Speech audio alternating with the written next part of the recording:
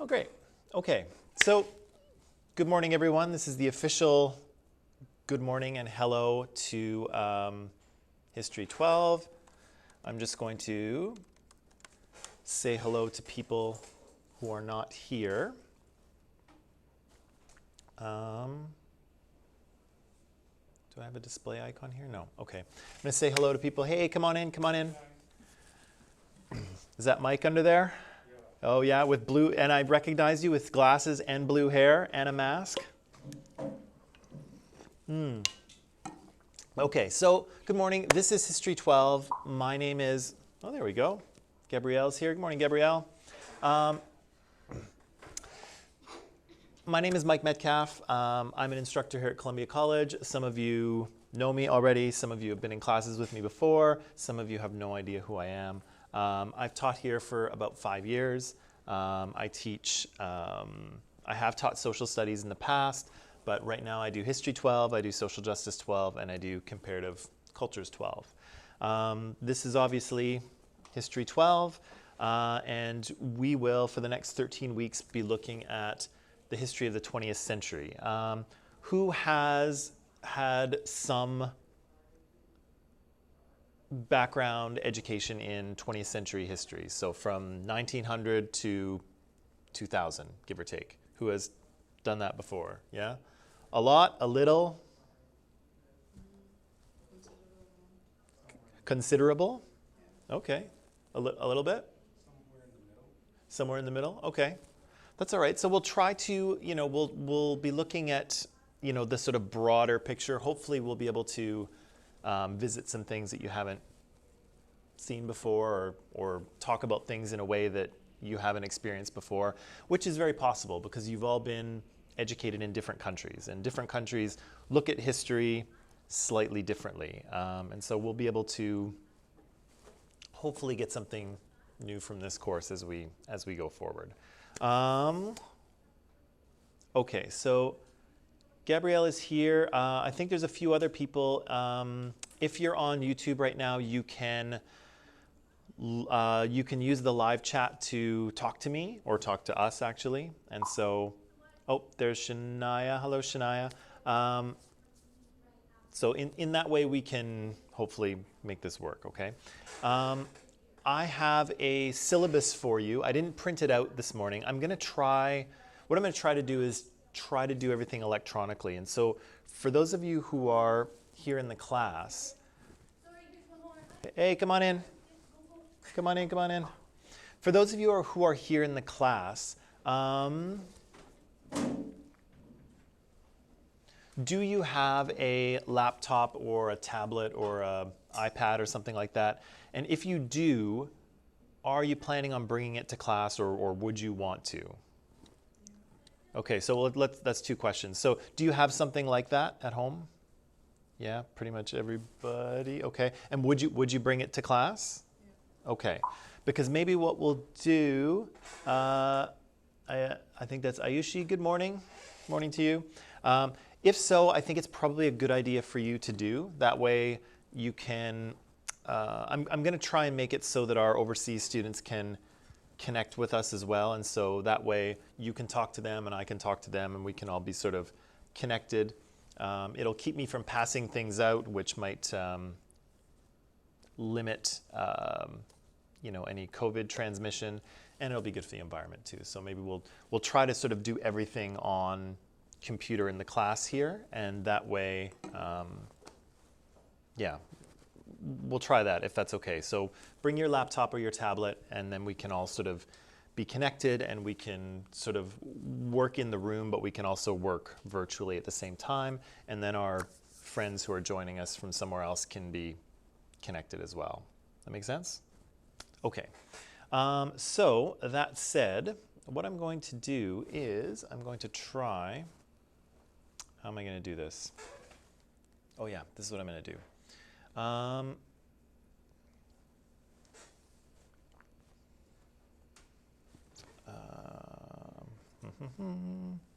going to go here.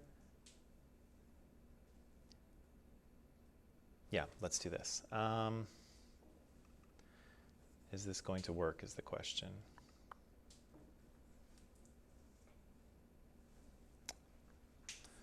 Okay, so people overseas, can you see this PowerPoint presentation? Can you see the History 12, the little History 12 thing? Can you give me a little thumbs up or a yes in the live chat so I know you can see what's happening? Okay, Shania can see it. Perfect. Okay, so I will take you through this. Okay, this is working so far, right? Not a talk. It'll get smoother. It'll get smoother as we go. Don't worry. It'll get smoother as we go.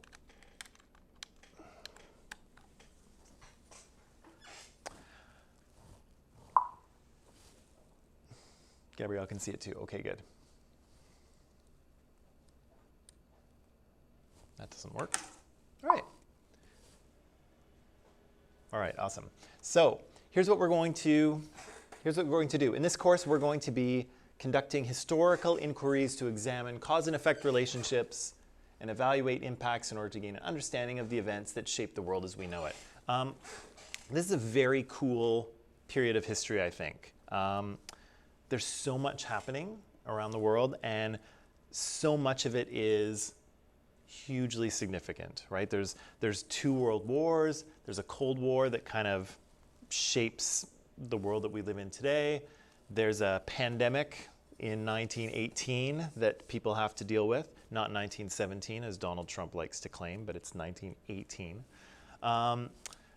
There's all kinds of very exciting things going on around the world. And I know this isn't the case, but sometimes it makes me look at what's happening today and I think, oh, there's nothing going on, it's boring, right? But in the 20th century was very exciting and a lot of really monumental things happen. And so we'll look at those, we'll try to figure out why they happen, we'll try to understand how people might have felt about those things at the time, why they might have made the decisions that they did. And of course, we'll try to apply that to the world that we live in today, right? And see if there's any lessons for us to learn, or things that we can take from the past, right? Because of course, that's what history is supposed to do, right? We're supposed to study it so that we learn from the past and don't make the same mistakes, right? Spoiler alert, we often do, but we'll get to that. I'll try to include some primary and secondary sources for you, and we'll talk about that a little bit. Tomorrow. Does anyone know what primary and secondary sources are? Primary information you collect yourself. Yes. What were we going to say? No, but those are secondary sources. Primary sources. So you said things that you assemble yourself. Yes and no. So a primary source is something that, very shortly, primary source is something that comes to us from the past. So it's a thing that comes to us from the time period we're looking at. And so it can be a newspaper, it can be someone's diary, it can be the recording of a speech, it can be photographs from the time, it can be boring government documents that keep track of things. Any of those things are primary sources because they actually come from the time period. Secondary sources are things that we assemble ourselves and that we often find in books, on YouTube.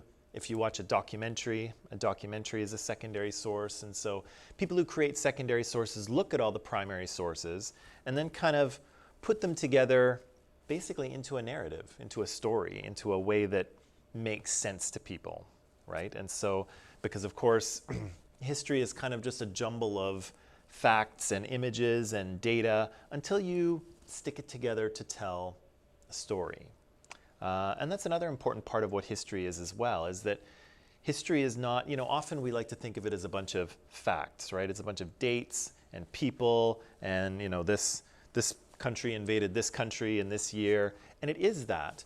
But history, first of all, it's always a story. And of course, the story varies depending on who is telling it. And so hopefully in the course of this class, we'll come across some events and some people that maybe you've been told a slightly different story about, which would be very interesting to learn if we were, looking at, say, the history of the Soviet Union.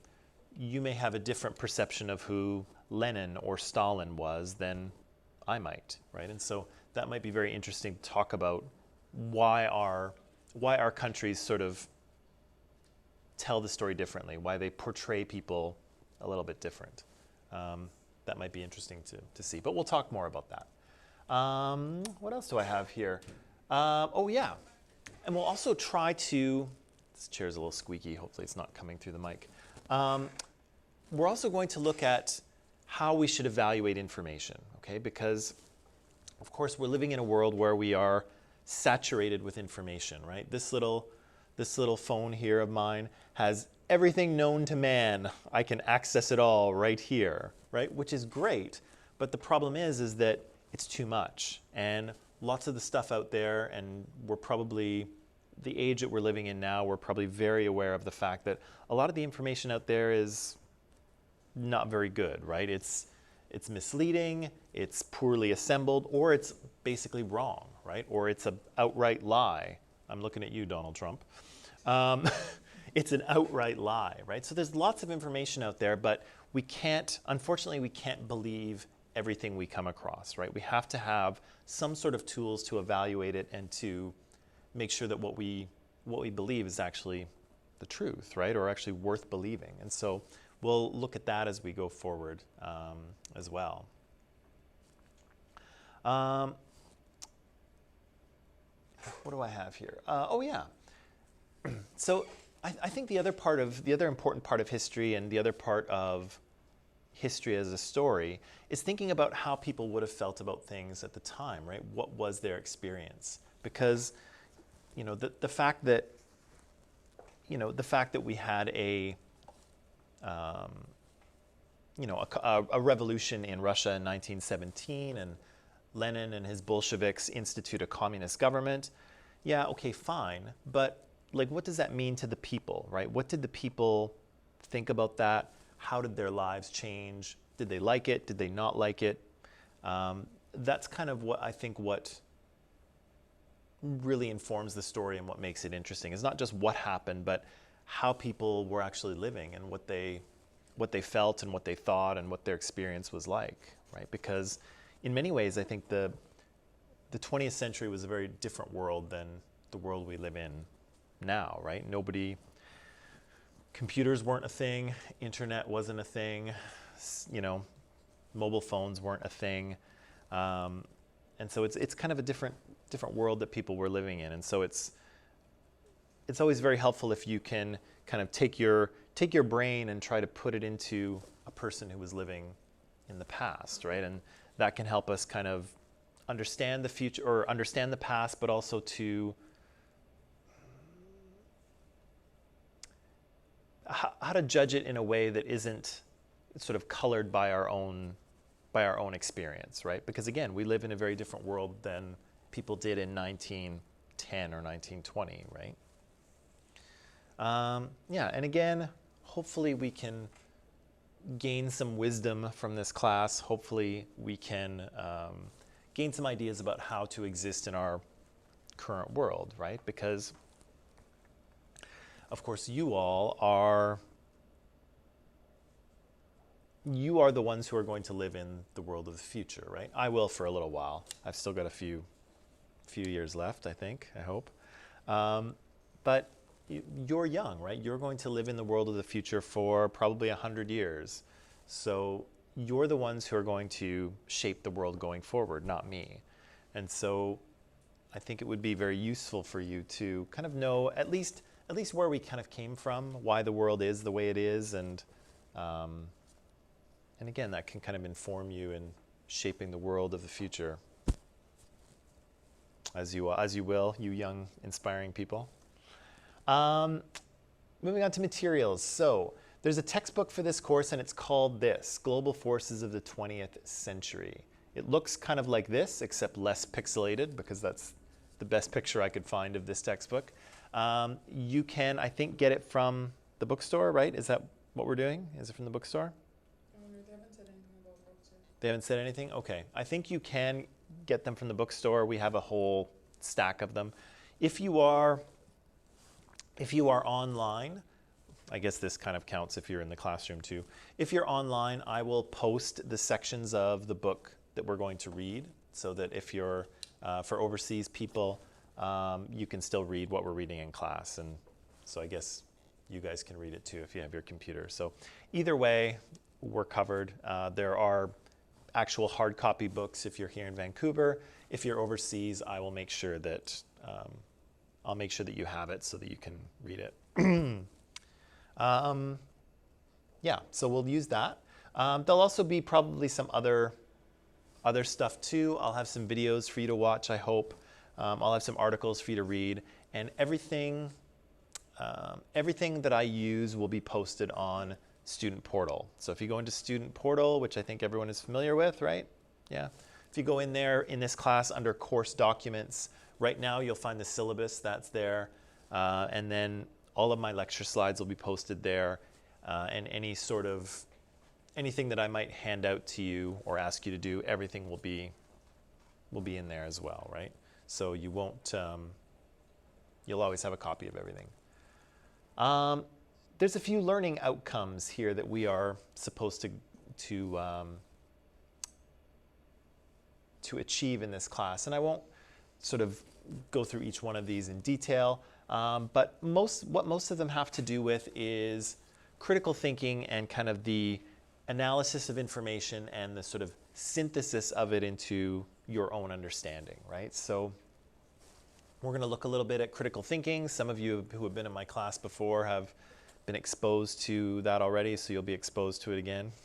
So we'll do that. We'll talk a little bit about critical thinking. We'll talk about analyzing different perspectives, right? How different people might see the same event. And again, hopefully that will just happen accidentally, but maybe we'll deliberately look at that. We'll look at how to establish which things are significant. We'll look at reliability of sources and how we can sort of judge reliability of sources. And so I've got a few things that we can do for that. Number 4 is kind of a very easy one. We'll look at continuities and changes. So very simply, that's just, how things change from one historical period to another and then how things stay the same. It's just about as easy as it sounds, unfortunately. Not unfortunately, but it is as easy as it sounds. Let's see, what else do I have here? We've got perspective, we've got cause and consequence, which is just as easy as it sounds as well. And then we have some ethical judgment work to do as well. And so there's a few points in history where, sorry, it's really squeaky. There's a few points in history where we'll have the opportunity to talk about ethical judgment. There's a decision to be made, and how do we choose the right thing to do, right? In whichever case, which is the ethical thing to do. And so I've got some things that we can work through in order to understand ethical judgment, but also understand why people in the past made the choices that they did, because some of them are great and some of them are not so much, right? And then there's a few core competencies here. All of this is in the syllabus. That's why I'm going through it really quickly. And again, you'll have it on Student Portal anyway. So the communication competency is talking about how to communicate with other people, either verbally or through written or visual means. And so we'll talk a little bit about that. There's a thinking core competency, which is mostly critical thinking skills about how to sort of engage with information, how to think critically, and how to think about your own thinking. And so kind of developing an awareness of how you tend to look at things, how you tend to think about things, what are the strengths of the way that you kind of approach material, and maybe what are the weaknesses. We'll try to look at some of that. And then there's a personal and social competency as well, and we'll try to look at that a little bit in terms of how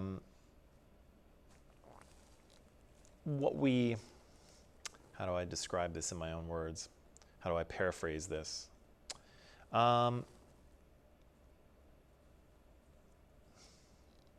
yeah, how to develop how to develop a sort of personal awareness and understanding of kind of who we are as people and how we can kind of be the best person we can be. That didn't come out very well. That's okay. We'll talk more about it. One of the more important things that students tend to be interested in is the evaluation. And so what I chose to do here is the same thing, almost the same thing I did last term. And so last term, because we were entirely online, it was difficult to do exams because I can't really tell, if people are getting some extra help or not. And so that's not really fair to everybody. So instead what I did was everything we did in the class was either written assignments or little papers. And so I have two of these little micro papers, which I call them, which are very small research papers. I think maybe like a page and a half or maybe a page and 3/4, something like that. I made them a little bit bigger than they were before. We'll do 2 of those, okay? Just to kind of get some practice before we get to the final paper, which is worth more. We'll do some quizzes in here. If you are in class, I'll have you do them. They'll just be little written quizzes. If you are overseas, then we'll do an oral quiz, and so we'll do a little video call, and I'll just ask you some questions, and you can tell me what you think, okay? We'll do some reflective activities, so maybe at the end of class, I'll just ask you a question, and you can email me the answer in terms of your thoughts. And then there's attendance, and so I keep track of attendance every day, and so yeah, I'll basically just add up your attendance at the end, and you can get an easy 10% there if you like, okay? The final paper is a research paper? Yes, just like last term. So before I go on, does anybody have any questions for me right now? Either online. If you're online, you can just type in your question in the live chat, and I will see it and answer it because I can see it here. And of course, if you're here, you can just ask me. But what do you think? Do you have anything you want to, any burning questions you want to ask right now? Because this is your last chance, because I'm not going to answer any questions ever again for the rest of the course, right? No. You okay? All right. Questions from online might take a second to come in, but that's okay. I'll answer them if they pop up. Now, this is a little bit out of date. This is a little bit out of date because, of course, we're living in the world of COVID, right? And so if you are, I think we probably already know this, if you're not feeling well, don't come in, okay? Stay home. Email me or Teams message me, let me know what's going on, and then we'll figure something out, okay? So there's no penalties for not being here, especially if you're not feeling well, right? So if you wake up with a fever or a sore throat, or you're a little sniffy, or you feel achy and just not right, don't come in. Let me know what's going on with you, and then tune into the online class instead, okay? Because we don't want people coming to school when they're sick, right? That's, even if it's just a cold, we need to be cautious, right? And the same will go for me. If I wake up, next Monday and I don't feel well, I'm going to do this class online from home. And so I'll let you know, as soon as I know, like I'll give you a warning. But I think we all have to be ready to, if we're not feeling well, just stay home. Don't worry about, nothing. I'm not going to penalize you. You're not going to get a 0. Everything's going to be okay. We just have to be ready to do that, okay? So again, I have this on the syllabus, but it's kind of doesn't really apply anymore. Nope, that's not true. None of that is true. So again, if you don't feel well and you miss something, we will figure it out, okay? But yeah, but if you miss something, you will be responsible for catching up, which actually should be easy now because all classes are video recorded, right? So anything you miss, you can always catch up later. Although I would caution you to, stay on top of it because it's hard to, once you start missing a few days here and there, then it's hard to catch up later, right? Because it's a lot of time. We'll talk about this a little bit more this term.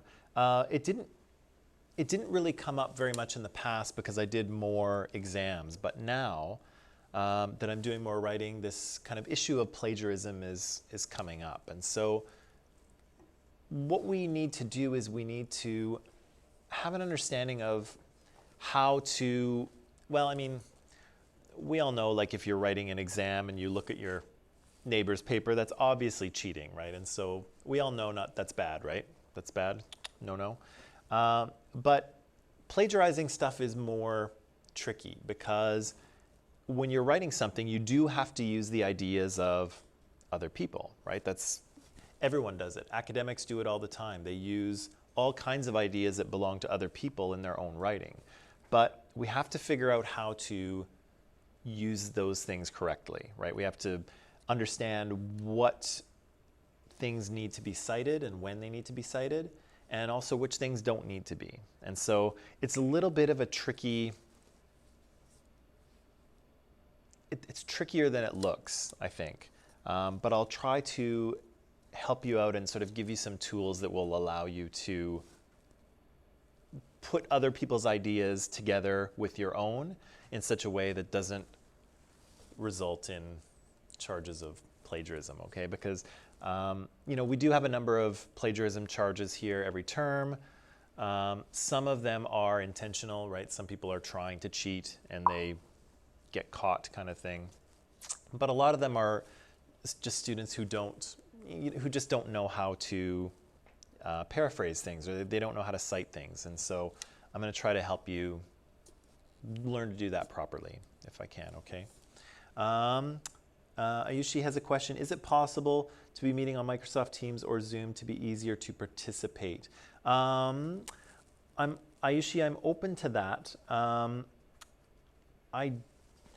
I used YouTube last term because it was a little less chaotic, and it was a lot easier to have things recorded and posted. And so YouTube, we're live now.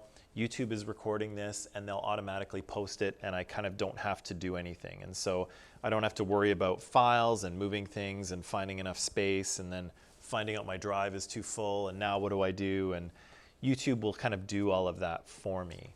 But that said, Aishi, I'm going to think about that, and maybe we can do something where we're more involved. And I have one idea about that, but maybe I'll talk about that tomorrow or the next day.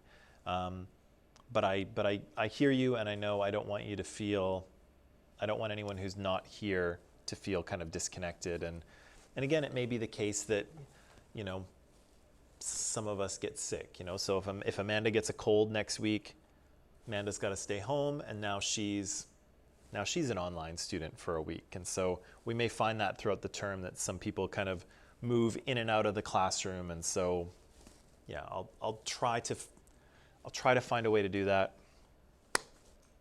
It's going to be tricky, but we'll work through it, okay? So good question, Ayushi, and I'll think about it, and I'll try to find as many opportunities as I can for us to kind of fully participate. But of course, keep in mind that anything you type in there, I can see and I can respond to it, okay? Right, so plagiarism, obviously don't cheat on purpose, right? But sometimes plagiarism can be accidental, and I'll try to help you with that as best I can, okay? Classroom code of conduct, I'll leave that to you. You're all very well behaved.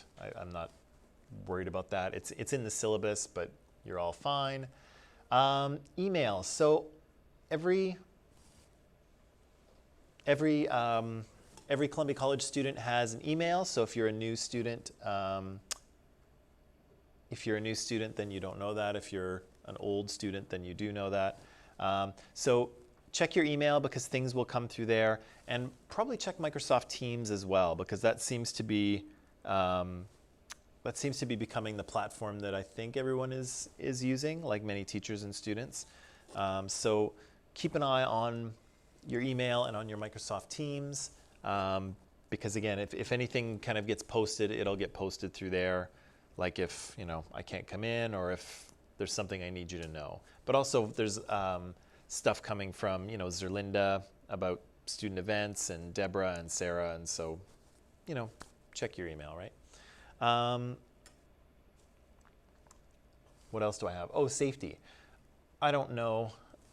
Usually we have these drills during a term, a fire drill and an earthquake drill and a lockdown drill.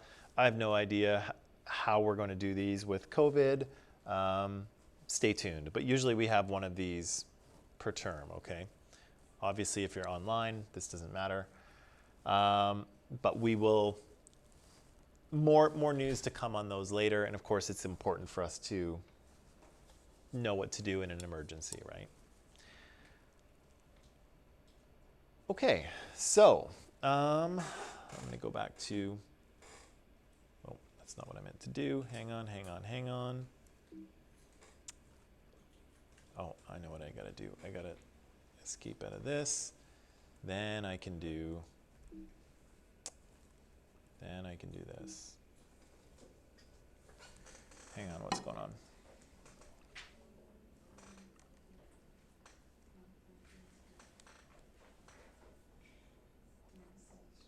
Oh, good. Okay. So. I think that's just about all I have for you. I didn't want to keep you for the full time today. I didn't know how many people. Oh, Amanda's like, really? I didn't want to keep you for the full time, but I did want to just kind of interact with you and meet with you. For those of you who are online, I'm probably going to end the live stream now because I'm just gonna talk to the people in person here for a couple minutes, and then I'll let them go. So I'm gonna end the live stream here. For those of you who are online, you can, if you have questions that you didn't get a chance to ask today, you can Microsoft Teams message me or you can email me and I'll answer them later today. But all I wanted to do today was just kind of meet everybody, talk a little bit about the syllabus, which you can read on Student Portal under course documents. And I just wanted to make sure the technology would sort of work in some way, which I think it has, fingers crossed. Online people, it was very nice to meet you. I'll probably talk to you a little bit later today, maybe. I'll talk to you a little bit later today. And tomorrow we will start the class for real, okay? So Gabrielle and Shania and Ayushi, thanks for joining us today, and we'll see you tomorrow at 8 o'clock our time, okay? So, bye.